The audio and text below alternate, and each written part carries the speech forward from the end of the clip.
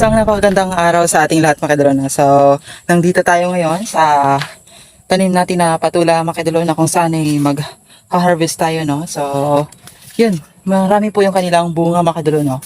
And ito yung pinakalaki mga kadolo, no? Yun. And tamang-tama po ay magtitinda si mama bukas, no? At saka dagdag naman to sa mga baligya ni mama. And then, ngayon naman ay mag-harvest tayo, no, ng ating tanim na patula mga kadolo. So yung iba ay umakyat dun sa sa suwa, no, na kung saan, or yung tawag dito sa amin na kabugaw mga kadolo. So yun, napakalaking tulong to mga kadolo. Ay kanina ay nakapag-harvest tayo ng sitaw and then ng okra. But hindi tayo nakapag-film ng pag-harvest ng okra kasi mainit na po, no. And yung ginawa ko dito, at kung nakikita nyo po ay namamatay na yung yung damo, no. Sabi ko nga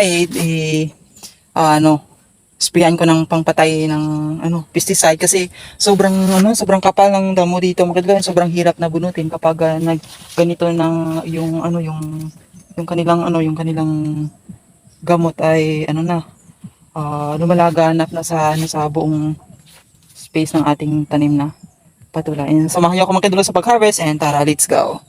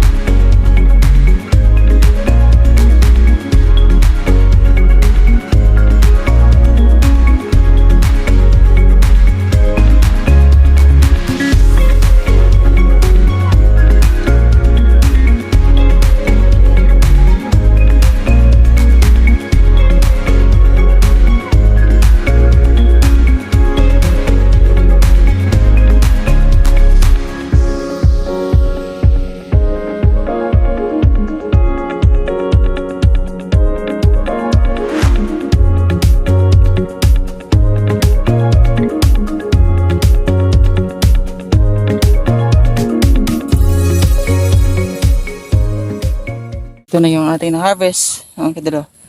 Ayan. At doon pa sa sa unahan nung kanina, may doon pa tayo na-harvest. So, yun na po mga kadolo, ay natapos na yung ating pag-harvest, no, ng ating tanim na patula. Ito yung una nating harvest, no. Dalhin naman natin doon sa unahan mga kadolo kasi para mas lahat sila doon para isang lagay na lang sa sako, no. Ito na yung ating na harvest na una. And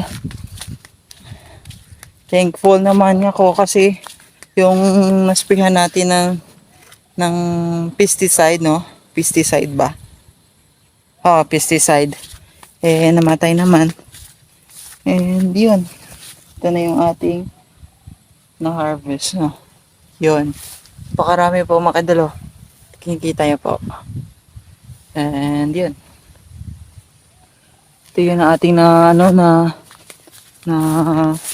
sprayan ng pang pesticide hanggang doon ba bukas, no, ay magtatanim tayo ng ano, ng pipino.